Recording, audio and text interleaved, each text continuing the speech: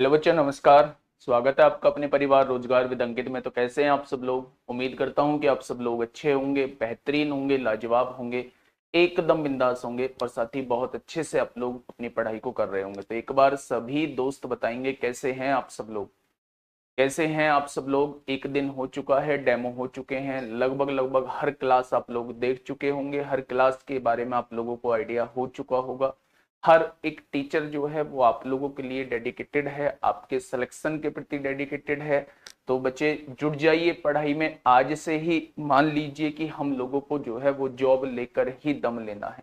तो सभी दोस्त बताएंगे एक बार कैसे हैं आप सब लोग। सभी को मेरा प्यार भरा नमस्कार, सभी को गुड मॉर्निंग, सभी को दोस्त राधे राधे। पंडित आनंद, नीलम, संजय, कविता, राहुल पाल, ममता, विराट, विनोद, ज्योति, शुभम, अंकित, Amarjeet, Saurabh, Nirmal Kumar, Vladimir Vladimir Putin. अच्छा, बहुत शानदार। रविकांत, अखिल वर्मा, विपिन यादव, यादव ब्रांड, देवराज, दीपक भाटी। चलिए भाई जुट जाइए सभी एक बार। हम लोगों का जो चैप्टर चल रहा है, जो हम लोगों ने स्टार्टिंग की है, वो की है दोस्त नंबर सिस्टम से। और नंबर सिस्टम में कल मैंने कुछ ज्यादा चीजें नहीं बता पाया, बहुत थोड़ी सी चीजें आप लोगों को बता पाया। दो चार डेफिनेशन हम लोगों ने डिस्कस की थी। हम लोग जो है वो नेचुरल नंबर्स के बारे में जान चुके थे, हम लोग होल नंबर्स के बारे में जान चुके थे, हम लोग इंटीजर्स के बारे में जान चुके थे, नेगेटिव पॉजिटिव होते हैं, जीरो क्या है ये भी हम लोग जान चुके थे। उसके बाद हम लोगों ने इवन नंबर और ओड नंबर के बारे में थोड़ी सी बात की थी। फिर मैंने आपको बताया था कि वो सबसे छोटी नहीं होती है, सबसे छोटी धनात्मक सम संख्या हमारी 2 होती है, या स्मॉलेस्ट पॉजिटिव इवन नंबर जो होती है वो 2 होती है। ठीक है भाई। फिर हम लोगों ने उसके बाद बात की थी मेरे दोस्त कंपोजिट नंबर पे, जो जिसके 2 से ज्यादा गुणनखंड होते हैं, या ऐसी संख्याएं जो एक और अपने आप को छोड़ के किसी अन्य से भी विभाजित होती हैं, उन्हें हम कंपोजिट नंबर कहते हैं। और सबसे छोटी भाज्य संख्या मैंने आप लोगों को 4 बताया था। सबसे छोटी भाज्य विषम संख्या, यानी कि भाज्य भी हो और विषम भी हो, तो वो 9 होती है दोस्त। इस बात का आप विशेष याद रखेंगे।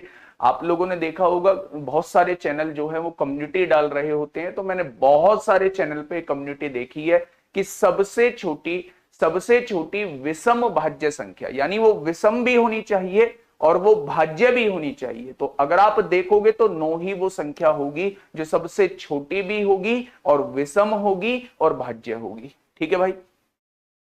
उसके बाद जो हम लोगों ने जाना था वो प्राइम नंबर को जाना था। प्राइम नंबर में मैंने आप लोगों को बताया ऐसी संख्याएं जो या तो केवल 1 से विभाजित होती हो या केवल अपने आप से विभाजित हो, कोई और उन्हें विभाजित ना कर पाए, या किसी अन्य से वो विभाजित नहीं होती हैं, ऐसी संख्याओं को हम लोग अभाज्य संख्या कहते हैं। मैंने बताया होगा कि सबसे छोटी अभाज्य संख्या जो होती है दोस्त, सबसे छोटी सबसे छोटी अभाज्य संख्या जो होती है वो 2 होती है। ठीक है। फिर हमने 1 से लेके 100 तक की अभाज्य संख्याओं के बारे में जाना। 1 से लेके 100 तक की अभाज्य संख्याएं जो होती हैं मेरे साथी, वो होती हैं हम लोगों की 25। वो 25 संख्याओं के बारे में हम आप लोगों को पता होनी चाहिए कि वो 25 संख्याएं कौन कौन सी होती हैं, क्योंकि वो क्वेश्चन जो मोस्टली पूछ रहा होता है 1 से लेके 100 तक की अभाज्य संख्याओं के बीच से ही वो क्वेश्चन आपसे पूछ रहा होता है।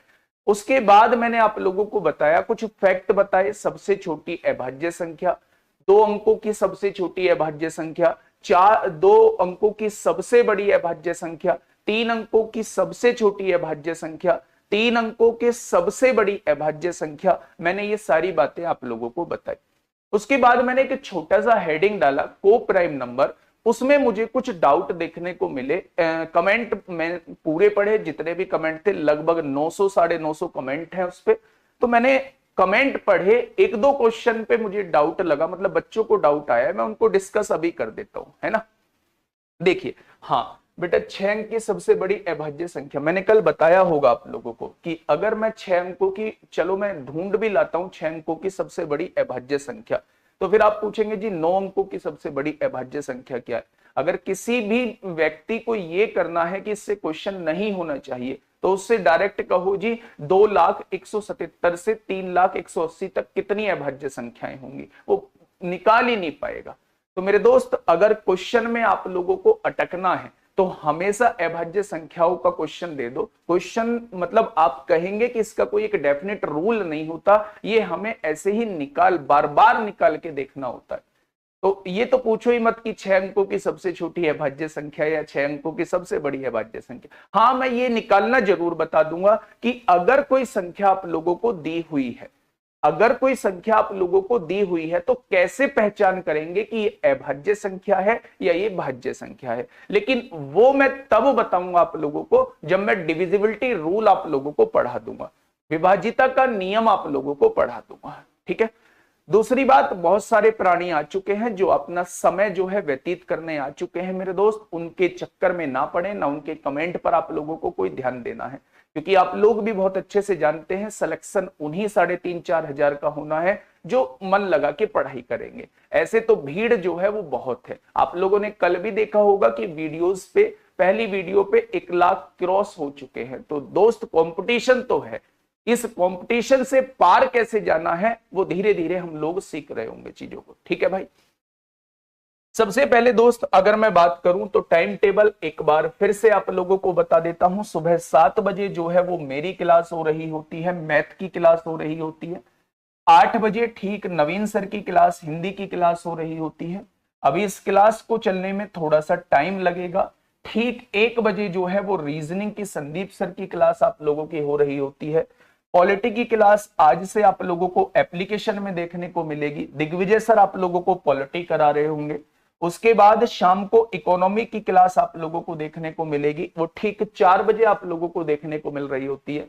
उसके बाद धर्मेंद्र सर ने जो है वो साइंस की क्लास स्टार्ट की है और उसका टाइम क्या है, उसका टाइम है, नहीं ब्लेम नहीं लगा रहा हूं मैं, तो उनका डाउट लेके आया हूं।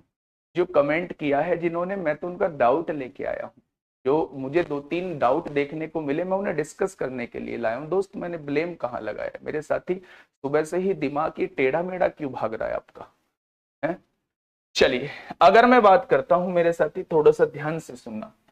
सबसे पहले प्राइम नंबर क्या होते हैं, यानी कि अभाज्य संख्या क्या होती है, इसके बारे में हम लोग डिस्कस कर चुके हैं कि प्राइम नंबर क्या होते हैं, जिनके केवल 2 और 2 फैक्टर होते हैं, केवल और केवल 2 फैक्टर होते हैं। ऐसी संख्याएं जो हैं वो प्राइम नंबर कहलाती हैं, या जो केवल अपने आप से और 1 से डिवाइड होती हैं वो सारी प्राइम नंबर कहलाती हैं। इसी को खत्म करके मैंने एक छोटा सा हेडिंग आप लोगों के सामने डाला था दोस्त, वो को प्राइम डाला था। क्या डाला था मेरे साथी? वो मैंने को प्राइम नंबर डाला था। ठीक है। को प्राइम नंबर जो होते हैं उन्हें हिंदी में कहा जाता है सह अभाज्य संख्या। क्या कहा जाता है मेरे साथी? सह अभाज्य संख्या कहा जाता है।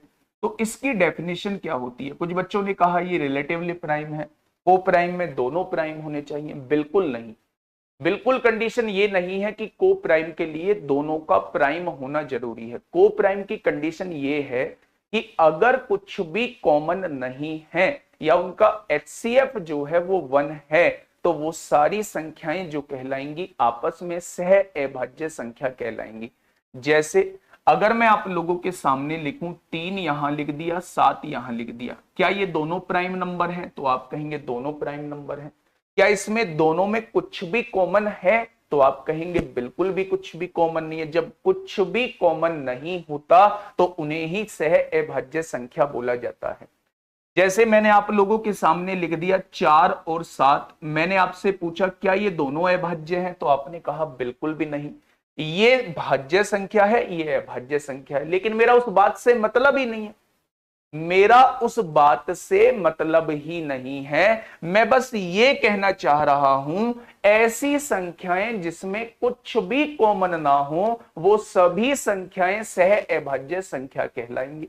तो अगर इन दोनों में देखा जाए तो क्या आप कुछ कॉमन ले सकते हो? तो आप कहेंगे कुछ भी कॉमन नहीं है। तो मेरे दोस्त ये भी क्या कहलाएंगे? ये भी मेरी सह अभाज्य संख्या यानी कि को प्राइम नंबर कहलाएंगी। ठीक है, बहुत बढ़िया, बहुत शानदार। अगर मैं आप लोगों से कहूं कि बताइए 9 और क्या ले देते हैं, 9 और 24 भी हो जाएगा, 9 और 25 ले देते हैं। ये दोनों की दोनों जो हैं वो क्या हैं? वो मेरी भाज्य संख्या 9 भी डिवाइड हो जाती है, 25 भी डिवाइड हो जाती है। लेकिन मेरा उस बात से मतलब ही नहीं है। अगर मैं आप लोगों से ये कहूं कि क्या इन दोनों में कुछ कॉमन है, तो आप कहेंगे इन दोनों में कुछ भी कॉमन नहीं है।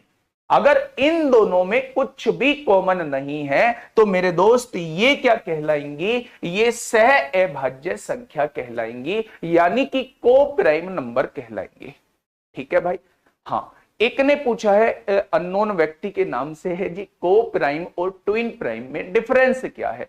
को प्राइम जो होते हैं उसमें कितने का भी डिफरेंस हो सकता है, जबकि ट्विन प्राइम ऐसे प्राइम होते हैं, ध्यान देना, ऐसे प्राइम नंबर जिनमें 2 का डिफरेंस होता है। जैसे अगर मैं कहूं 3 भी मेरा प्राइम नंबर है, 5 भी मेरा प्राइम नंबर है, तो ये इन दोनों में 2 का डिफरेंस है, तो ये ट्विन प्राइम कहलाएंगे।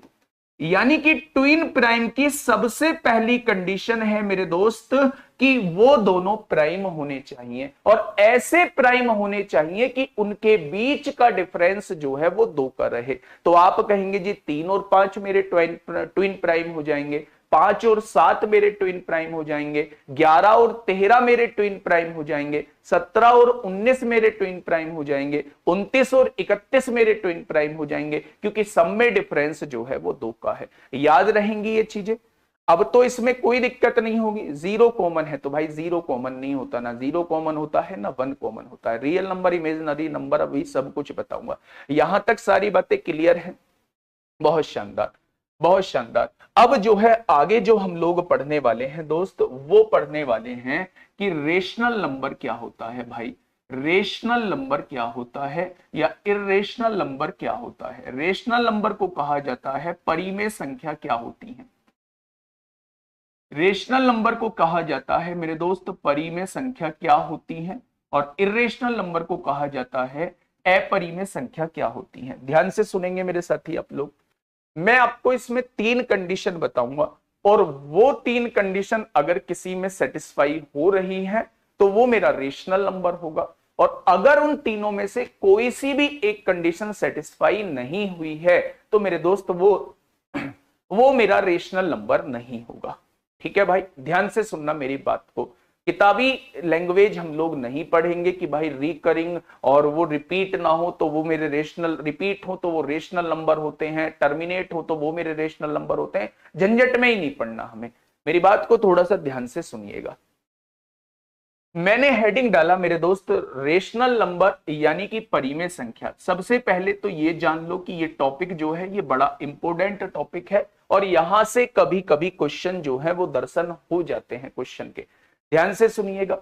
अगर मैं आप लोगों से ये कहता हूं बेटा को प्राइम और रिलेटिवली प्राइम लगभग लगभग सेम है, को प्राइम और रिलेटिवली प्राइम जो है वो लगभग लगभग सेम है। ठीक है, ध्यान से सुनिए। रियल नंबर की मैं बात करता हूं तो रियल नंबर की पहली कंडीशन ये कहती है कि जो भी संख्या है वो P अपॉन Q के फॉर्म में होनी चाहिए। अगर P अपॉन Q के फॉर्म की बात करूं तो बेटा उसमें न्यूमरेटर भी होना चाहिए और डिनोमिनेटर भी होना चाहिए। पहली कंडीशन तो ये कहती है। दूसरी कंडीशन ये कहती है कि कभी भी उसमें डिनोमिनेटर जो है वो 0 के इक्वल नहीं होना चाहिए। यानी ये जो क्यों है ना, ये कभी भी 0 के इक्वल नहीं होना चाहिए, क्योंकि आप लोग एक बेहतर तरीके से जानते हैं अगर किसी भी फ्रैक्शन का डिनोमिनेटर जो है वो 0 हो जाता है तो वो इनफाइनाइट बन जाती है, यानी वो संख्या ही नॉट डिफाइंड हो जाती है फिर। ठीक है भाई।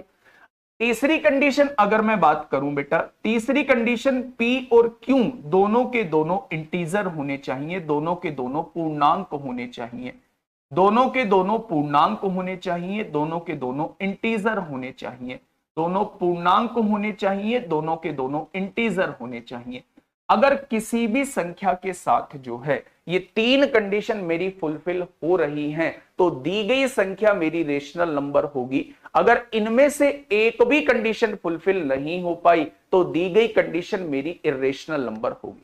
ठीक है भाई, अब ध्यान से सुनिएगा बेटा, सब कुछ हिंदी में लिख रहा हूं। परिमेय संख्या क्या होती है, P अपॉन Q के फॉर्म में होनी चाहिए, यानी उसमें जो है अंश भी होना चाहिए, हर भी होना चाहिए, यानी भिन्न के रूप में होनी चाहिए। कभी भी Q जो है वो 0 के बराबर नहीं होना चाहिए, यानी कि डिनोमिनेटर पार्ट जो है वो कभी भी 0 के बराबर नहीं होने चाहिए। P और Q दोनों पूर्णांक होने चाहिए, यानी दोनों के दोनों इंटीजर होने चाहिए। सर ट्विन प्राइम को प्राइम हो सकते हैं, बिल्कुल हो सकते हैं। बिल्कुल हो सकते हैं। और ट्विन प्राइम क्या हर एक प्राइम जो है वो को प्राइम है? भाई प्राइम में कॉमन थोड़ी ना आता है कुछ, तो ट्विन प्राइम में भी कॉमन नहीं आएगा, और कॉमन नहीं आएगा तो वो को प्राइम कहलाएंगे। ठीक है, चलिए अब देखिए मेरी बात को थोड़ा सा ध्यान से समझिए। अगर मैं आप लोगों के सामने एक सिंपल सा एग्जांपल लिखता हूं, बेटा मैं क्वेश्चन से शुरुआत कर रहा हूं। अगर मैं एक सिंपल सा एग्जांपल आप लोगों के सामने लिखता हूं, मैंने आप लोगों के सामने लिखा 4/7। मैंने आपसे पूछा भाई क्या ये रेशनल नंबर है? परफेक्ट नंबर भी बताऊंगा अभी। परफेक्ट नंबर वो नंबर होते हैं, वैसे ओरली बता दो, परफेक्ट नंबर वो नंबर होते हैं जो जिनके फैक्टर्स का सम जो है उस संख्या के बराबर आ जाता है। अगर मैं 12 के फैक्टर करूं और उन फैक्टर्स का सम करूं, अगर उस संख्या के बराबर आ जाता है तो वो परफेक्ट नंबर कहलाते हैं। थोड़ी देर में मैं उस पर अभी आऊंगा, थोड़ा सा वेट किया करो। अगर मैं रेशनल नंबर आप लोगों को पढ़ा रहा हूं, तो मैंने कहा कि भाई साहब ये आपके सामने 4/7 एक संख्या लिखी हुई है, क्या ये मेरी रेशनल नंबर है? तो आपने कहा जी मैं कंडीशन से एक बार चेक करके बताऊंगा। ठीक है, आपने कहा जी P अपॉन क्यू के फॉर्म में भी है, P भी है, इसमें Q भी मौजूद है। पहली कंडीशन जो है वो फुलफिल हो जाती है। Q जो है वो 0 के बराबर भी नहीं है, दूसरी कंडीशन भी फुलफिल हो जाती है। तो P और Q दोनों पूर्णांक है, ये भी पूर्णांक है, ये भी पूर्णांक है, यानी इसके साथ जो है वो तीनों कंडीशन फुलफिल हो गई। इसका मतलब ये जो संख्या कहलाएगी, ये क्या कहलाएगी? ये मेरी बेटा रेशनल नंबर कहलाएगी। यानी यहां से कंक्लूजन निकलता है कि जितनी भी संख्याएं भिन्न के रूप में होती हैं, जितनी भी संख्याएं फ्रैक्शन के रूप में होती हैं, वो सारी क्या कहलाती हैं? वो सारी की सारी रेशनल नंबर कहलाती हैं। चाहे भिन्न के रूप में दोस्त कुछ भी लिख दूं, मैं 1/3 लिख दूं, 5/6 लिख दूं, 8/11 लिख दूं, 7/13 लिख दूं, 9/20 लिख दूं, ये सारी की सारी क्या कहलाएंगी? ये सारी की सारी रेशनल नंबर कहलाएंगी। पहली बात तो मैंने आप लोगों को ये बता दी। ठीक है भाई, अगर दूसरी बात करता हूं, मैंने आपके सामने दूसरा एग्जाम्पल लिखा, मैंने आपके सामने खाली बस एक संख्या लिख दी 7। मैंने आप लोगों से पूछा भाई क्या ये रेशनल नंबर है? क्या ये रेशनल नंबर है? तो आपने कहा जी एक काम कर लो, पहले छोटा सा काम कर लो, क्या 7 के नीचे 1 लगाने से कोई फर्क पड़ेगा? मैंने कहा बिल्कुल फर्क नहीं पड़ेगा। तो आपने कहा मैंने ये 7 नहीं लिखा, मैंने 7/1 लिख लिया। तो मैंने कहा ठीक है। तो आपने कहा कि P अपॉन Q के फॉर्म में मौजूद है, P भी मौजूद है और Q भी मौजूद है। Q जो है वो 0 भी नहीं है, Q तो 1 है, और P और Q दोनों पूर्णांक हैं, यानी ये पूर्णांक है। इसका मतलब ये संख्या भी क्या हो जाएगी? ये संख्या भी मेरी रेशनल नंबर हो जाएगी। यानी अगर कोई खाली संख्या आप लोगों के सामने दी हुई है, मान लो 11, 12, 13, 213, 719, 813, 521, अगर खाली कोई संख्या आप लोगों के सामने दी हुई है, तो वो भी क्या होती है? आप लोगों की रेशनल नंबर होती है। वो भी क्या होती है मेरे दोस्त? वो भी आप लोगों की रेशनल नंबर होती है। ठीक है, अगर मैंने आपके सामने एक संख्या लिखी, मैंने आप लोगों से ये कहा कि मेरे दोस्त अब मुझे बताइए क्या ये √36 अपॉन √49 जो है वो रेशनल नंबर है? क्या √36/√49 जो है वो रेशनल नंबर है? फटाफट मुझे बताइए, क्या √36/√49 जो है वो रेशनल नंबर है? तो आपने कहा जी मैं करूंगा चेक। चेक कैसे करेंगे मेरे साथी? √36 का वर्गमूल कितना होता है? तो आप कहेंगे जी 6 होता है। √49 कितना होता है? तो आप कहेंगे जी 7 होता है। क्या अब आप इसके आगे इसे सोल्व कर पाएंगे? तो आप कहेंगे बिल्कुल नहीं कर पाएंगे। तो मेरे दोस्त अब आपको यहां वो तीनों कंडीशन चेक करनी है। अगर मैं आपसे पूछूं कि क्या P अपॉन Q के फॉर्म में है, तो आप कहेंगे बिल्कुल है। क्या Q जो है वो 0 के बराबर है? तो आप कहेंगे बिल्कुल बराबर नहीं है। क्या P और Q दोनों पूर्णांक हैं? तो आप कहेंगे दोनों पूर्णांक हैं। इसका मतलब ये सारी संख्याएं भी मेरी रेशनल नंबर कहलाएंगी। बेटा अगर रूट में कोई ऐसी वैल्यू है जिसका एग्जैक्ट रूट आप लोगों को पता है, वो सारी संख्याएं जो हैं वो रेशनल नंबर कहलाती हैं। जैसे अगर मैं आप लोगों के सामने लिख देता हूं √64 अपॉन √82, आप मुझे बताइए क्या ये मेरी रेशनल नंबर है? आप मुझे इस संख्या को देख के थोड़ा सा बताइए, क्या ये मेरी रेशनल नंबर है? क्या ये मेरी रेशनल नंबर है? इसे देख के बताइए। और नहीं है तो क्यों नहीं है। वाकई में सभी बच्चों का लगभग आंसर आ चुका है, लेकिन एक बार रीजन के साथ मुझे बताएंगे कि अगर ये रेशनल नंबर थी तो क्यों थी, और अगर ये रेशनल नंबर नहीं है तो क्यों नहीं है, ये परिमेय संख्या क्यों नहीं है। बहुत शानदार भाई, बहुत शानदार। देखो मेरी बात को थोड़ा सा समझिए। अगर मैंने देखा इसको सॉल्व करने की कोशिश की तो रूट 64 कितना होता है, तो बच्चा बच्चा इस बात को जानता है कि 8 होता है। लेकिन जब बात होती है 82 का वर्गमूल, तो 81 का वर्गमूल तो पूरी दुनिया जानती है, 82 का वर्गमूल हमें निकालना पड़ेगा। और जहां जवाब ये आ जाए कि इसका वर्गमूल हमें निकालना पड़ेगा, एग्जैक्ट नहीं आएगा, तो वो बेटा सारी संख्याएं इर्रेशनल नंबर कहलाती हैं। वो सारी संख्याएं जो हैं इर्रेशनल नंबर कहलाती हैं, वो सारी संख्याएं अपरिमेय संख्या कहलाती हैं। जैसे अगर मैं आप लोगों के सामने लिखूं √3/√4, क्या ये मेरी रेशनल नंबर है? बताइए, क्या ये मेरी रेशनल नंबर है? √3/√4 क्या ये मेरी रेशनल नंबर है? ध्यान से सुनिएगा, √3 का वर्गमूल हम लोगों को नहीं पता। हम अप्रोक्सीमेट वैल्यू 1.732 ले लेते हैं, लेकिन वो उसकी एग्जैक्ट वैल्यू नहीं होती, इसलिए √3 का वर्गमूल हमें नहीं पता। √4 का वर्गमूल दोस्त 2 होता है। तो जब इसका रूट ही नहीं पता तो ये रेशनल नंबर कैसे हो जाएगी? क्योंकि रूट नहीं पता तो ये इंटीजर कैसे हो जाएगी? इसका मतलब ये जो संख्या है ये मेरी इर्रेशनल नंबर होगी। क्या हो जाएगी मेरे दोस्त? ये जो संख्या है ये मेरी क्या हो जाएगी? इर्रेशनल नंबर हो जाएगी। मैं आपको कुछ क्वेश्चंस दूंगा, उनमें पहचान करनी है कि कौन सी रेशनल नंबर की है, कौन सी इर्रेशनल नंबर की है। क्वेश्चन का जो सिलसिला स्टार्ट होगा वो कल से स्टार्ट होगा, आज जो है वो थ्योरी पार्ट आप लोगों का रहने वाला है। ठीक है भाई, चलिए। हाँ, एक बहुत बढ़िया क्वेश्चन एक बच्चे ने पूछा है, यदि संख्या नेगेटिव हो तो क्या करेंगे? भाई साहब, ऐसी संख्या अगर आप लोगों को दी हुई है, ऐसी संख्या अगर आप लोगों को दी हुई है, तो आप कंडीशन चेक करिएगा, क्या P/Q के फॉर्म में है? बिल्कुल P/Q के फॉर्म में है। क्या Q 0 के बराबर है? बिल्कुल 0 के बराबर नहीं है। क्या P और Q दोनों पूर्णांक हैं? बेटा ये नेगेटिव पूर्णांक है, नेगेटिव इंटीजर है।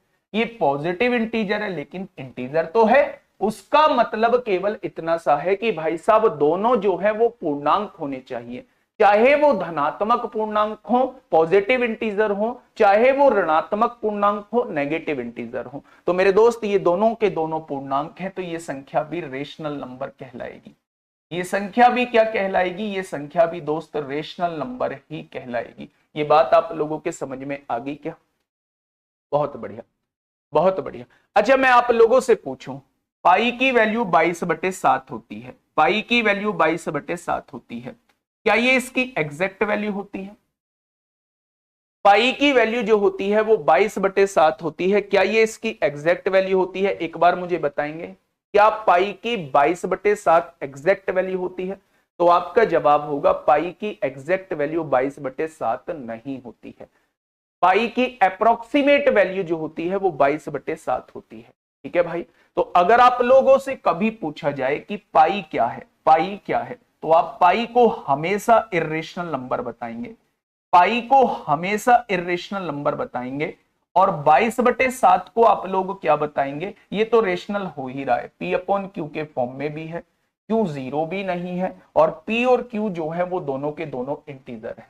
तो अगर आपसे पूछे पाई क्या है, तो आप कहेंगे पाई मेरा इर्रेशनल नंबर है। लेकिन अगर आपसे पूछे कि पाई का मान क्या है, तो आप कहेंगे ये मेरा रेशनल नंबर है। ठीक है भैया, ये बात समझ में आ गई? अच्छा, बहुत शानदार। अब सवाल में एक कीड़ा उठा होगा, दिमाग में एक कीड़ा उठा होगा कि जी पाई जो है वो मेरा इर्रेशनल नंबर क्यों है? आप ही बताएंगे कि ये इर्रेशनल नंबर क्यों है। मैंने कहा ना, किताबी भाषा नहीं, मैं आपको एक तरीका बता रहा हूं मेरे दोस्त, उससे पहचान कर लेना कि पाई मेरा क्या है। आपने लिखा पाई को आपको चेक करना है, तो पाई के नीचे अगर 1 लगा दूं तो कोई दिक्कत है? तो आपने कहा बिल्कुल दिक्कत नहीं है। आप मुझे ये बताइए, क्या ये संख्या P/Q के फॉर्म में लिखी हुई है? तो आपने कहा बिल्कुल लिखी हुई है, पहली कंडीशन फुलफिल हो गई। क्या Q जो है वो 0 के बराबर है? आपने कहा बिल्कुल भी 0 के बराबर नहीं है। तीसरी कंडीशन है P और Q दोनों पूर्णांक होने चाहिए। भाई ये कौन सा पूर्णांक है? क्या किसी पूर्णांक में आपने पाई को आते देखा है? क्या किसी पूर्णांक में आपने पाई को आते देखा है? तो आपने कहा पाई तो पूर्णांक होता ही नहीं। अगर पाई पूर्णांक नहीं होता तो मेरे दोस्त ये रेशनल नंबर कैसे हो जाएगा? इसका मतलब है पाई जो होता है वो मेरा इरेशनल नंबर होता है, जबकि पाई का मान जो होता है वो मेरा रेशनल नंबर होता है। कुछ बच्चे पूछ रहे हैं कि 3.14 क्या होता है। तो मैं आप लोगों की जानकारी के लिए बता दूं कि अगर खाली 3.14 के बारे में आप लोगों से पूछा है तो पहले इसे सॉल्व कर लीजिए, पॉइंट हटाइए, नीचे 2 जीरो बढ़ाइए। आपने इसे काटा, 2 एकम 2, 2 पंजे 10, 2 सत्ते 14 हो गया। 2 से काटा तो 50 बार। क्या कटने के बाद ये संख्याएं आ चुकी हैं? अगर मैं इसे चेक करूं तो बेटा ये P अपॉन Q के फॉर्म में भी मौजूद है। क्यों इसमें जीरो भी नहीं है और दोनों के दोनों इंटीजर हैं, यानी ये संख्या जो कहलाएगी ये क्या कहलाएगी? ये मेरी परिमेय संख्या कहलाएगी। ये क्या कहलाएगी मेरे दोस्त? ये मेरी परिमेय संख्या कहलाएगी। क्या इस बात में किसी को कोई दिक्कत है? हाँ। एक बच्चे ने पूछा है जी क्या ये 0/2 जो है ये मेरी परिमेय संख्या होती है? बेटा मैं नहीं बताऊंगा, आप बताओ। 0/2 जो है वो मेरी परिमेय संख्या होती है क्या? जल्दी से बताओ। एक ने पूछा है जीरो क्या है, एक ने जीरो का पूछा है, एक ने 0/2 का पूछा है। मेरे दोस्त आप मुझे बताओ कि क्या होगा इसका जवाब। 0/2 क्या है, परिमेय है या अपरिमेय है? 0/2 क्या है, परिमेय है या अपरिमेय है? तो मेरे दोस्त दिमाग में एक चीज सेट कर लो, क्या ये P अपॉन Q के फॉर्म में है? तो आपने कहा P अपॉन Q के फॉर्म में है, बिल्कुल है। क्या Q जीरो है? तो आपने कहा बिल्कुल जीरो नहीं है। क्या ये दोनों इंटीजर है? आपने कहा दोनों इंटीजर है। तो जीरो के बटे में कुछ भी लिख दो वो हमेशा रेशनल नंबर होता है, वो हमेशा रेशनल नंबर होता है। तो जीरो को भी क्या लिख देना, जीरो भी मेरा दोस्त रेशनल नंबर ही होता है। जीरो भी क्या होता है, जीरो भी मेरा रेशनल नंबर होता है, परिमेय संख्या होती है। तो याद रखना जीरो क्या है, जीरो भी मेरा रेशनल नंबर है। बेटा 0/0 तो मैंने लिखा ही नहीं है, ये तो नॉट डिफाइंड है। लेकिन 0/0 की तो कहीं बात ही नहीं हुई। जीरो के बटे में कुछ भी लिखोगे तो रहेगा तो वो जीरो ही ना। तो इसका मतलब जीरो जो होता है वो मेरा रेशनल नंबर होता है। जीरो के बटे में कुछ भी लिख दो वो भी मेरा क्या होगा, रेशनल नंबर हो जाएगा। ठीक है, बहुत शानदार। एक बच्चे ने छोटा सा सवाल पूछा है, इसका भी डाउट क्लियर कर देता हूं। एक बच्चे ने पूछा है जी √3 क्या है, खाली √3 क्या है? तो आपकी जानकारी के लिए बता दो बेटा, नीचे 1 लिख देना। P अपॉन Q के फॉर्म में दिया हुआ है। Q जो है वो जीरो भी नहीं है और बेटा ये इंटीजर नहीं है। √3 का एग्जैक्ट रूट आप लोगों को नहीं पता है, और जब एग्जैक्ट रूट नहीं पता है तो ये क्या कहलाएगा, ये इरेशनल नंबर कहलाएगा। क्या कहलाएगा मेरे दोस्त? एक हल्की सी पहचान करनी मैंने आप लोगों को बता दी है कि कैसे आप लोग परिमेय संख्या की पहचान करेंगे, कैसे आप अपरिमेय संख्या की पहचान करेंगे। बताइए, कोई दिक्कत है? किसी को कुछ पूछना है? बेटा अगर बटे में जीरो आ गया तो वो नॉट डिफाइंड फॉर्म बन जाएगी, बटे में तो जीरो लाना ही नहीं है। चलिए, बहुत शानदार।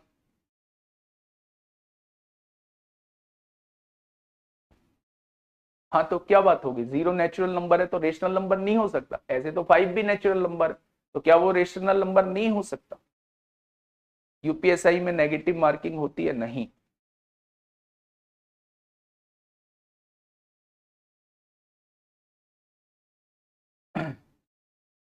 चलिए, बहुत शानदार, बहुत शानदार। अच्छा, अब आगे बढ़ जाते हैं। रेशनल और इरेशनल की पहचान होगी बेटा पॉइंट में भी कोई भी वैल्यू हो। जैसे मुझे मान लो पॉइंट में दिया हुआ है 2.14 दिया हुआ है, तो आप पॉइंट हटाओगे तो नीचे क्या लिखोगे, 100 लिखोगे, लिखोगे ना। 2 से काटोगे 107 बार कटेगा, 2 से काटोगे 50 बार कटेगा। अब आप इस पे चेक कर लो ना कंडीशन सारी, तीनों की तीनों कंडीशन चेक कर लो। क्या P अपॉन Q के फॉर्म में है? बिल्कुल है। क्या Q जीरो है? बिल्कुल नहीं है। क्या ये दोनों इंटीजर हैं, पूर्णांक हैं? तो आप कहेंगे पूर्णांक भी है। तो तीनों की तीनों कंडीशन सेटिस्फाई होगी। इसका मतलब हर एक पॉइंट वाली वैल्यू जो होती है वो मेरी रेशनल नंबर होती है। ठीक है, बहुत शानदार। चलिए, हेडिंग डालिए दोस्त, रियल नंबर क्या होते हैं। इसमें कुछ मुझे ज्यादा बताने की जरूरत नहीं है। रियल नंबर क्या होते हैं इसमें मुझे कुछ ज्यादा बताने की जरूरत नहीं है मेरे दोस्त। रियल नंबर होते हैं रेशनल प्लस इर्रेशनल, यानी रेशनल नंबर को, परिमेय संख्या को और अपरिमेय संख्या को, सबको मिला के जो संख्या होती है वो मेरी रियल नंबर कहलाती है। यानी कि जो भी संख्या मौजूद है, चाहे वो परिमेय संख्या हो चाहे वो अपरिमेय संख्या हो, वो दोनों को मिला के क्या बनेगा बेटा, रियल नंबर बनेगा। परिमेय संख्या हो चाहे अपरिमेय संख्या हो, वो क्या बनेगा बेटा, रियल नंबर बनेगा। रोयल साहनी जी कह रहे हैं 2/0 क्या होगा। बेटा गुड्डा आप ही चेक कर लेते, मुझे क्यों परेशान किया, 2/0 क्या होगा। क्या P/Q के फॉर्म में है तो आप कहेंगे जी बिल्कुल दिख रहा है।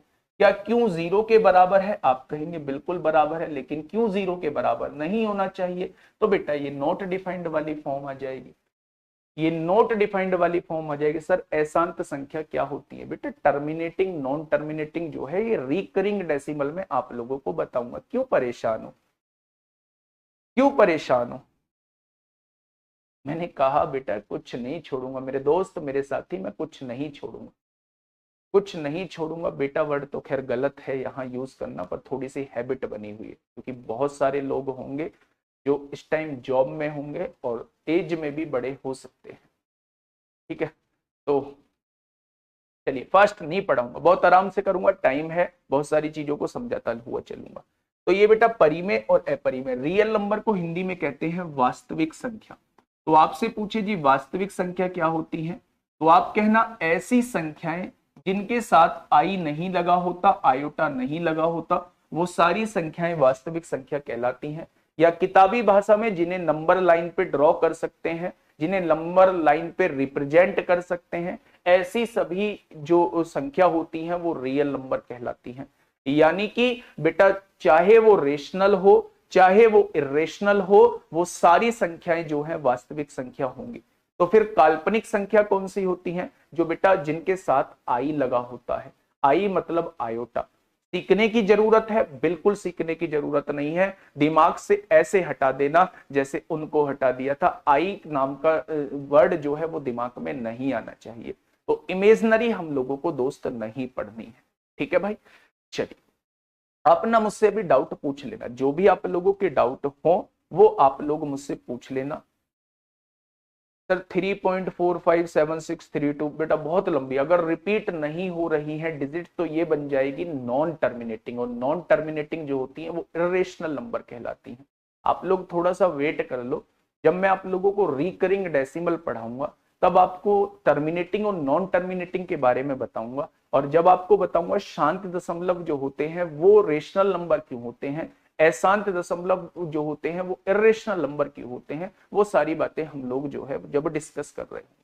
ठीक है, अब दोस्त मेरी बात को सुनिएगा। एक बच्चे ने मुझसे पूछा था जी भाई परफेक्ट नंबर क्या होते हैं, परफेक्ट नंबर क्या होते हैं, परफेक्ट नंबर क्या होते हैं, परफेक्ट नंबर, परफेक्ट नंबर क्या होते हैं बेटा, थोड़ा सा इसका सुनिए।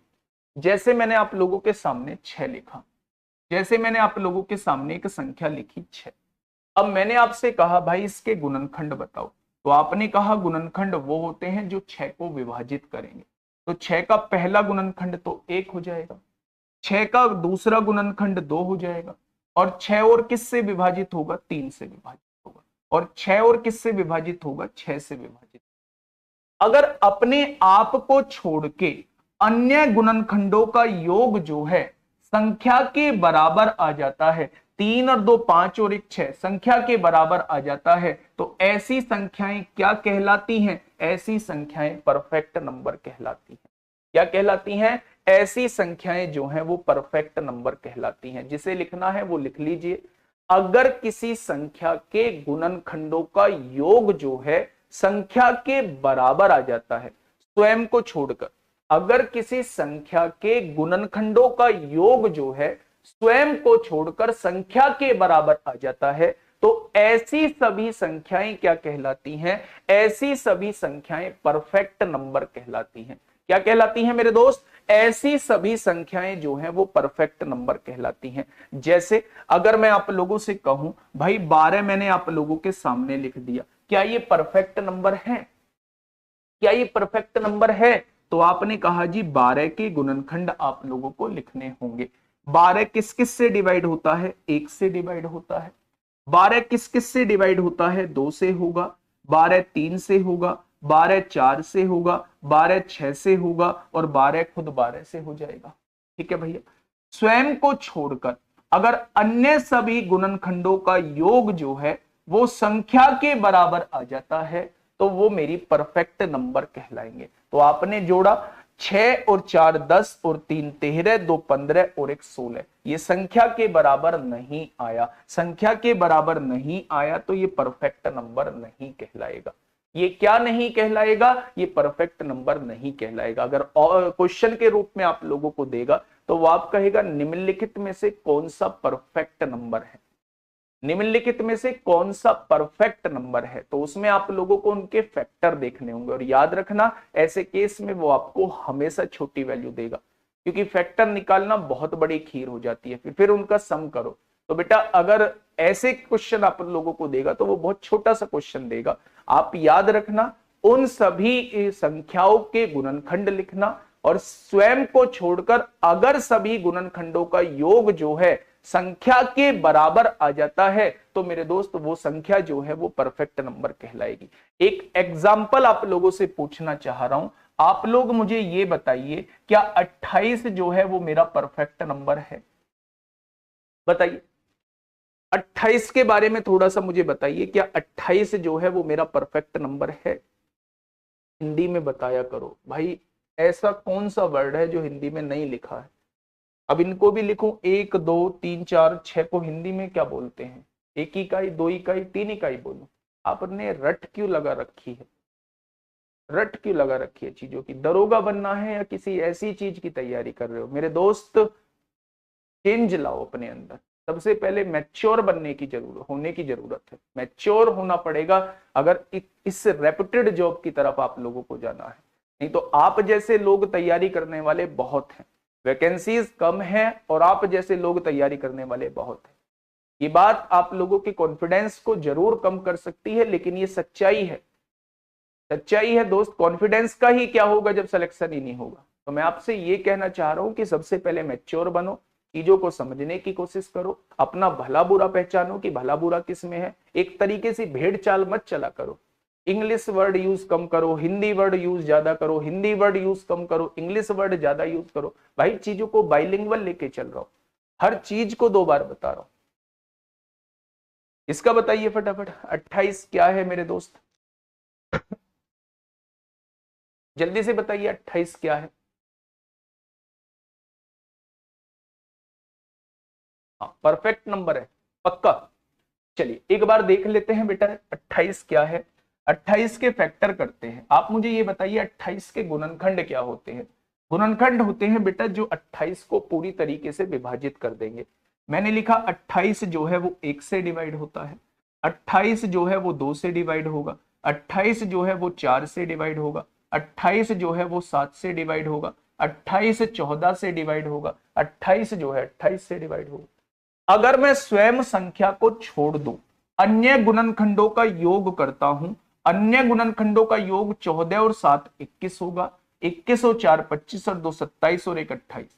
अगर अन्य गुणनखंडों का योग जो है संख्या के बराबर आ जाता है तो वो संख्या क्या कहलाएगी? वो संख्या परफेक्ट कहलाएगी। वो पूरी तरीके से परफेक्ट है, उसमें कोई कमी नहीं है, परफेक्ट नंबर कहलाएगी। तो आप लोगों को समझ में आ गया कि परफेक्ट नंबर क्या होता है। एक और एग्जाम्पल आप लोगों के सामने पूछने वाला हूं, बस आप मुझे ये बता देना कि क्या ये मेरा परफेक्ट नंबर है? 52 जो है वो मेरा परफेक्ट नंबर है? फटाफट बताइए क्या 52 जो है वो मेरा परफेक्ट नंबर है?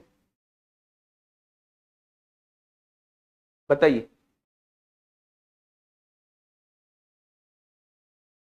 परफेक्ट की हिंदी एक बार देख लेना। परफेक्ट परफेक्ट की हिंदी एक बार देख लेना दोस्त। और ये कोई बहुत बड़ा इश्यू नहीं है कि परफेक्ट को हिंदी में क्या कहते हैं, है ना? एक बार आप लोग देख लेना। आप मुझे ये बताइए 52 क्या है? 52 मेरा परफेक्ट नंबर है या नहीं है?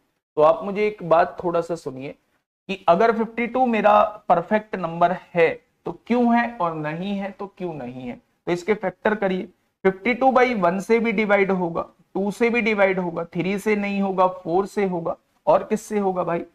और 5 से भी नहीं होगा, 6 से भी नहीं होगा, 7 से भी नहीं होगा, 8 से भी नहीं, 9 से भी नहीं, 10 से भी नहीं, 13 से हो जाएगा, फिर 26 से हो जाएगा, और फिर अपना 52 से होगा। क्या किसी और संख्या से भी डिवाइड होता है 52? फैक्टर कैसे निकालते हैं? तभी तो मैं कह रहा हूं वो छोटी संख्या देगा। अगर उसने बड़ी संख्या दे दी तो मेरे दोस्त फैक्टर ही निकालना बहुत देर का काम हो जाएगा। ठीक है भाई, आप मुझे ये बताइए, क्या इसको छोड़ के बाकी सबका सम 52 बैठ रहा है? आपने 26 और 13 को जोड़ा, 39 आया, 39 और 4 43 आएगा, 43 और 2 45 और 1 46 आ जाएगा। इसके बराबर तो नहीं आया, तो ये दोस्त मेरी परफेक्ट नंबर जो है वो नहीं कहलाएगी। क्या नहीं कहलाएगी? परफेक्ट नंबर जो है वो नहीं कहलाएगी। ठीक है भाई, पूर्णांकित संख्या कह रहे हैं बच्चे, तो आप देख लेना इसको हिंदी में क्या कहते हैं। परिपूर्ण संख्या भी बोल सकते हैं, परफेक्ट है भाई, ये अपने आप में पूर्ण है, परिपूर्ण संख्या भी इन्हें बोल सकते हैं। ठीक है दोस्त, अब आप मुझे ये बताइए, इन डेफिनेशंस में आप लोगों को कौन सी डेफिनेशन जो है वो समझ में नहीं आई है? इन डेफिनेशन में दोस्त कौन सी संख्या जो है वो आप लोगों को, कौन सी डेफिनेशन जो है वो समझ में नहीं आई है? जल्दी से बताएंगे, फिर हम लोग आगे बढ़ते हैं। एक बहुत छोटा सा टॉपिक है जिसे प्लेस वैल्यू और फेस वैल्यू कहा जाता है। रियल नंबर, बेटा सब कुछ रियल नंबर है। जितनी भी वास्तविक संख्याएं हैं, जितने भी हम लोगों के रेशनल नंबर हैं, जितने भी इरेशनल नंबर हैं, सब के सब जो हैं वो वास्तविक संख्या कहलाती हैं। या आप ये कह सकते हैं उसे देसी भाषा में कि आई संख्या, जिन संख्याओं के साथ आई लगा है उन्हें छोड़ के बाकी जितनी भी संख्याएं हैं, पॉइंट में हो, बटे में हो, खाली हो, कैसी भी हो, वो सारी संख्याएं जो हैं वो वास्तविक है। ठीक है, चलिए, बहुत शानदार। अपरिमेय, अपरिमेय जो परिमेय नहीं है वो अपरिमेय कहलाएगी बेटा। परिमेय की जब सारी भाषा, जो एक भी कंडीशन सेटिस्फाई नहीं हुई, वो सारी संख्याएं अपरिमेय कहलाएगी। रिलेटिवली प्राइम बेटा को प्राइम को ही बोलते हैं, तो दोनों में कोई डिफरेंस नहीं है, इसलिए आप लोगों को बेटा दोनों को सेम ट्रीट करना है। चलें आगे। हाँ, हेडिंग आप लोग डालिए मेरे दोस्त। बहुत छोटी सी चीज आप लोगों को बता रहा हूं कि ये फेस वैल्यू क्या होता है। फेस वैल्यू क्या होता है, जिसे हिंदी में कहा जाता है अंकित मान क्या होता है, अंकित मान क्या होता है। और दूसरा हम लोगों को पढ़ना है प्लेस वैल्यू क्या होती है, प्लेस वैल्यू क्या होती है। कभी कभी जब दिन अच्छे होते हैं ना, और दिन अच्छे चल रहे हो और किस्मत में नौकरी जो है बहुत बिना किसी मेहनत के लिखी हो, तो ऐसे क्वेश्चन वो पूछ लेता है। ये क्वेश्चन आने वाले क्वेश्चन नहीं है, लेकिन फिर क्यों बता रहा हूं, कभी कभार पूछ लेगा तो हम लोगों को जानकारी होनी चाहिए। मेरी बात को थोड़ा सा ध्यान से सुनिए। दो चीजें हम लोगों को पढ़नी है बेटा, एक तो अंकित मान मेरे दोस्त, और एक स्थानीय मान हम लोगों को पढ़ना है। अंकित मान क्या होता है, स्थानीय मान क्या होता है। अगर मैंने आप लोगों के सामने एक संख्या लिखी, मैंने आप लोगों से कहा 5 2 3 4 7, मैंने आप लोगों के सामने कहा ये आपके सामने एक संख्या लिखी हुई है, आप जो है इस 7 का मुझे अंकित मान बता दीजिए और 7 का ही स्थानीय मान बता दीजिए। बेटा अंकित मान वो होता है मेरे दोस्त जो कभी भी नहीं बदलता, यानी जो अंकित है, जो आप लोगों को दिख रहा है वही उसका अंकित मान होगा। अगर मैं 7 का अंकित मान पूछता हूं तो 7 का अंकित मान 7 हो जाएगा। 4 का अंकित मान पूछता हूं तो 4 हो जाएगा।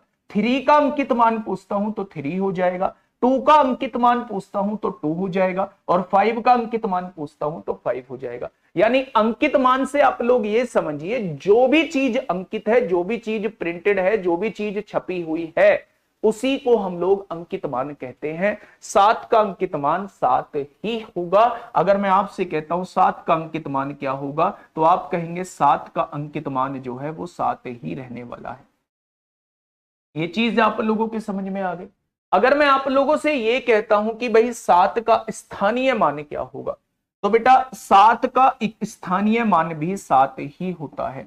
यानी कि आप कह सकते हैं स्थानीय मान जो होता है और अंकित मान जो होता है, इकाई का अंक का सेम होता है। ये इकाई का अंक ही है, तो इसका अंकित मान भी 7 रहेगा, स्थानीय मान भी 7 रहेगा। लेकिन जब मैं बेटा आगे बढ़ूंगा मेरे दोस्त, मैं आपसे 4 का अंकित मान पूछूं, तो अंकित मान तो बदलता नहीं है, 4 का अंकित मान जो रहने वाला है वो 4 ही रहने वाला है। लेकिन मेरे दोस्त अगर 4 का स्थानीय मान आपसे पूछूं, 4 का स्थानीय मान आप लोगों से पूछूं तो आप कहेंगे 4, इसे ऐसे ही लिख दो, इसके बाद जितने अंक हैं उतनी जीरो लगा दो, एक अंक है तो एक जीरो लगा दो, तो इसका 4 का बेटा स्थानीय मान क्या हो जाएगा, 4 का स्थानीय मान 40 हो जाएगा। क्या ये बात क्लियर है? क्या ये बात आप लोगों को क्लियर है? अगर मैं आप लोगों से कहूं 3 का अंकित मान क्या होगा, बोले जी अंकित मान तो पूछो ही मत, जिसका पूछोगे वो वही होता है। 3 का पूछोगे तो 3 होगा, 2 का पूछोगे तो 2 होगा, 5 का पूछोगे तो 5 होगा। अंकित मान जो है वो कभी भी नहीं बदलता। लेकिन 3 का बेटा जातीय मान क्या हो जाएगा, स्थानीय मान क्या हो जाएगा, तो आप कहेंगे 3 का स्थानीय मान 3 लिखो, इसके बाद कितने अंक हैं, 2 अंक हैं, 2 जीरो लगा दो। तो कभी भी 3 का स्थानीय मान पूछा जाए तो 3 का स्थानीय मान जो है वो बेटा कितना हो जाएगा, 300 हो जाएगा। तो क्या ये बात आप लोगों को क्लियर है? क्या ये बात आप लोगों को क्लियर है? जी इसमें तो क्लियर है। अगर बाई चांस इसमें आप लोगों से पॉइंट वाला क्वेश्चन पूछ लिया, पॉइंट वाला क्वेश्चन पूछ लिया तो हम लोग कैसे करेंगे? आप लोगों के जो डाउट आ रहे हैं कि टर्मिनेटिंग क्या होती है, नॉन टर्मिनेटिंग क्या होती है, तो दोस्त मेरा जो है, जो मैं कह रहा हूं उस बात को थोड़ा सा दिमाग से सोचो।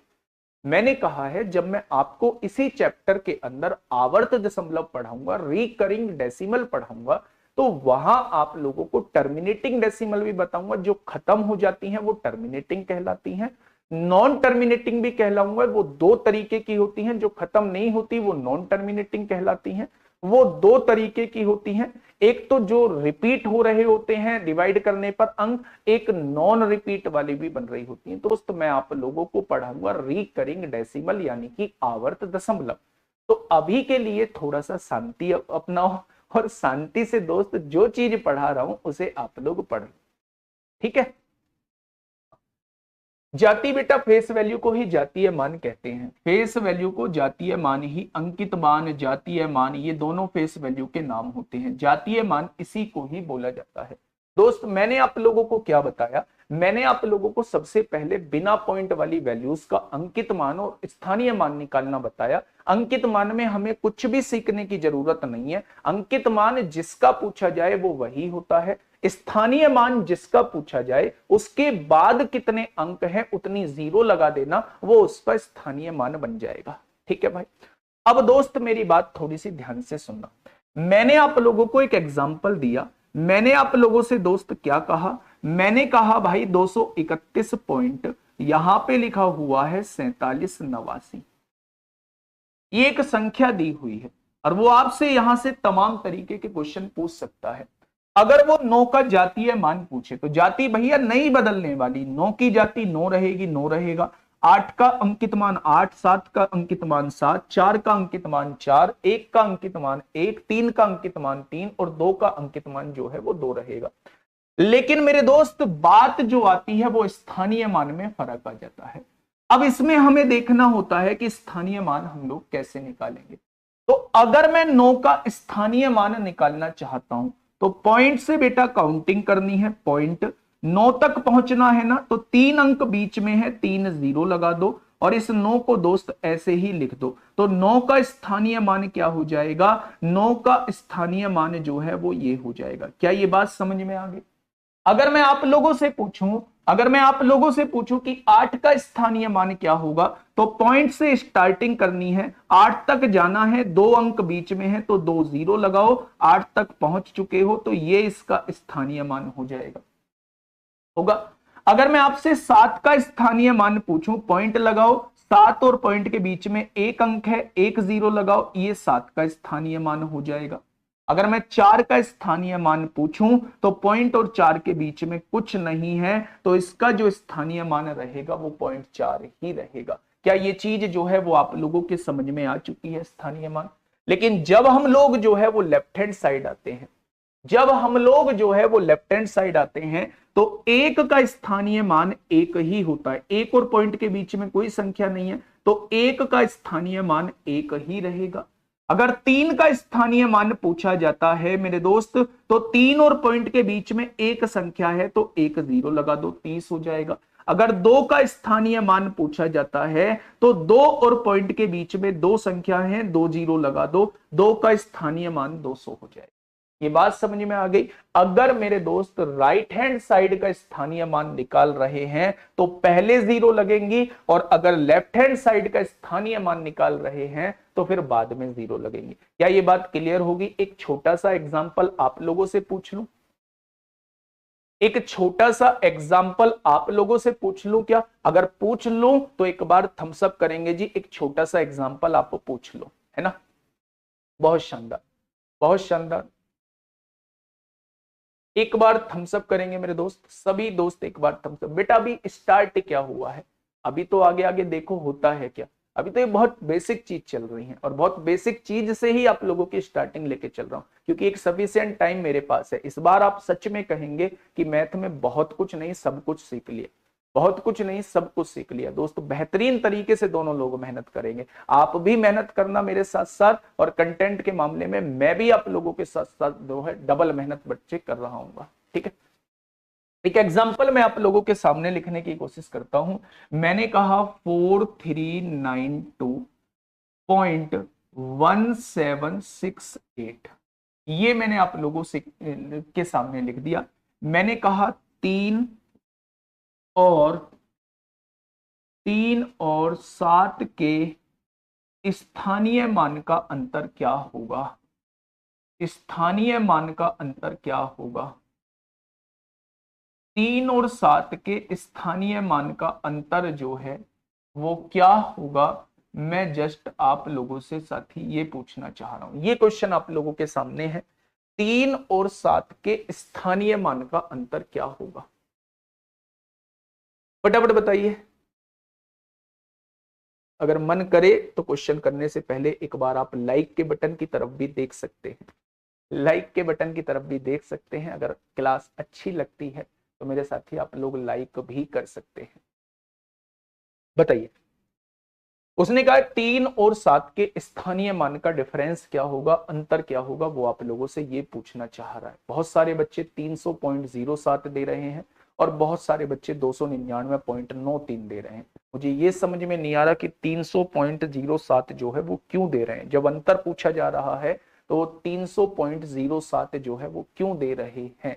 अच्छा एक बात मुझे बताइए, अच्छा मैं आपसे पूछूं भाई इसका क्या होगा आपका स्थानीय मान? तो आप कहेंगे 0.और 7 के बीच में एक अंक है तो एक जीरो लगानी पड़ेगी, क्या ये जो है इसका स्थानीय मान हो जाएगा? तो आप कहेंगे जी बिल्कुल हो जाएगा।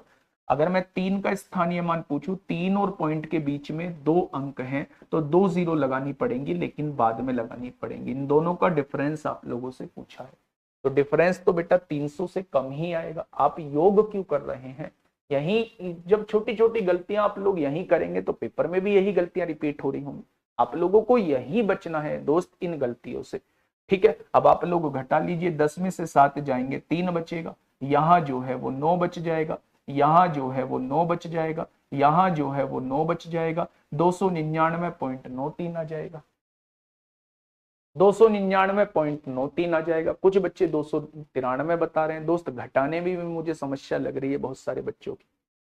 299.93 इस क्वेश्चन का साथी बिल्कुल सही जवाब हो जाएगा। क्या इस बात में किसी को कोई दिक्कत है? तो आप कहेंगे जी इस बात में कोई दिक्कत नहीं है, तो आप लोग आराम से निकाल लेंगे ना, आराम से निकाल लेंगे मेरे दोस्त। चलिए बहुत शानदार। तो स्थानीय मान और जातीय मान का जो कॉन्सेप्ट होता है वो इतना ही होता है, या तो वो आपसे पॉइंट में पूछेगा या फिर वो आपसे बिना पॉइंट के। चलो जब फाउंडेशन बैच से नाम दिया ही है तो घटा के भी बता देता हूं। 300 में से आप लोगों को घटानी है बेटा 0 पॉइंट, पॉइंट इसमें नहीं है तो पॉइंट यहां लगाइए, 0.07 को घटाना होगा। यहाँ पॉइंट लगा के आप 0 भी लगा सकते हैं। ठीक है भाई, 10 में से 7 जाएंगे 3 बचेगा, यहाँ 9 बचेगा, यहाँ 9 लिख दीजिए, यहाँ भी 9 बचेगा, यहाँ 9 लिख दीजिए, यहाँ भी 9 बचेगा, यहाँ से कैरी लिया था तो यहाँ 2 बचेगा। तो इसका जवाब जो है वो 299.93 आ जाएगा। ठीक है भाई। अच्छा अब जो हमारा सर एक बार दशमलव वाले का जातीय मान बता दो। बेटा जातीय मान ही तो बताए, जातीय मान देखो अगर 3 का निकालना है तो 3 और पॉइंट के बीच में एक अंक है तो एक जीरो लगा दो, 2 का निकालना है 2 और पॉइंट के बीच में 2 अंक है तो 2 जीरो लगा दो, और 1 का निकालना है 1 और पॉइंट के बीच में कोई अंक नहीं है तो 1 ही रहने दो। ठीक है, इधर चलो 4 का निकालना है, पॉइंट और 4 के बीच में कोई जीरो नहीं है तो ऐसे का ऐसे ही लिख दो, पॉइंट 7 का निकालना है, पॉइंट और 7 के बीच में एक अंक है तो एक जीरो लगा दो पहले। 8 का निकालना है, पॉइंट और 8 के बीच में 2 अंक है तो 2 जीरो लगा दो। 9 का निकालना है तो पॉइंट और 9 के बीच में 3 अंक है तो 3 जीरो लगा दो। ठीक है भाई। अब नेक्स्ट कल जो टॉपिक होगा, कल जो आप लोगों का टॉपिक होगा वो मेरे दोस्त यूनिट डिजिट होगा, यानी कि इकाई का अंक होगा। कल पहले शुरुआत में हम 15 क्वेश्चन करेंगे, 15 क्वेश्चन करेंगे मेरे दोस्त, और वो 15 क्वेश्चन आप लोगों के क्लासिफिकेशन से होंगे। जो भी 2017 का एक बार पेपर उठा लूंगा, 2021 का एक बार पेपर उठा लूंगा, जो भी वहां क्वेश्चन पूछे गए होंगे क्लासिफिकेशन से, वर्गीकरण से जो क्वेश्चन पूछे गए हैं वो करा दूंगा, और अपने पास से कुछ करा दूंगा। 15 क्वेश्चन हम लोग कर रहे होंगे। उसके बाद जो टॉपिक आएगा वो यूनिट डिजिट आएगा। एक शानदार तरीके से हम लोग यूनिट डिजिट की तरफ बढ़ रहे होंगे। कैसी लगी क्लास जरूर बताइएगा, कैसी लगी क्लास जो है वो जरूर बताइएगा। एक क्वेश्चन मैं आप लोगों को दे रहा हूं, अगर मैंने एक संख्या आप लोगों के सामने लिखी है 5392, चलो जीरो वाला दे देता हूं। ये संख्या मैंने आप लोगों के सामने लिखी, मैंने कहा 2 के जातीय मान का अंतर क्या है। 2 के जातीय मान का अंतर क्या है, मान का अंतर मैंने आपसे पूछा है। 2 जो है वो 2 जगह है, यहां भी 2 मौजूद है, यहां भी 2 मौजूद है, दोनों का आपसे जातीय मान का अंतर आपसे पूछना चाह रहा हूं। ठीक है भाई, कैसी लगी क्लास जरूर बताइएगा। मन करे तो क्लास को एक बार लाइक जरूर करिएगा। लाइक और डिसलाइक से फर्क नहीं पड़ता, फर्क पड़ता है आपके भेजे में घुसने से। बेटा दोस्त, आप लोगों के चीजें दिमाग में बैठनी चाहिए, और यकीन मानना कि दोस्त आप लोगों के लिए 10 बुकों को भी देखना पड़ा तो मैं देख लूंगा। कंटेंट के मामले में आपको कहीं कोई समस्या नहीं आने वाली है। एक बेहतरीन लेवल का कंटेंट आप लोगों को देखने को मिल रहा होगा। फिर से बता देता हूं कि ये फाउंडेशन बैच की तरह भी आप लोग इसे ले सकते हैं। बिल्कुल जीरो से स्टार्ट करके हम एक पीक लेवल तक जा रहे होंगे। जो भी ये सोचते हैं जी हमें फाउंडेशन बैच चाहिए, आपसे हमें मैथ सीखना है, जीरो से सीखना है, जो ये ऐसा चाहते हैं वो भी इस बैच को बच्चे ले सकते हैं।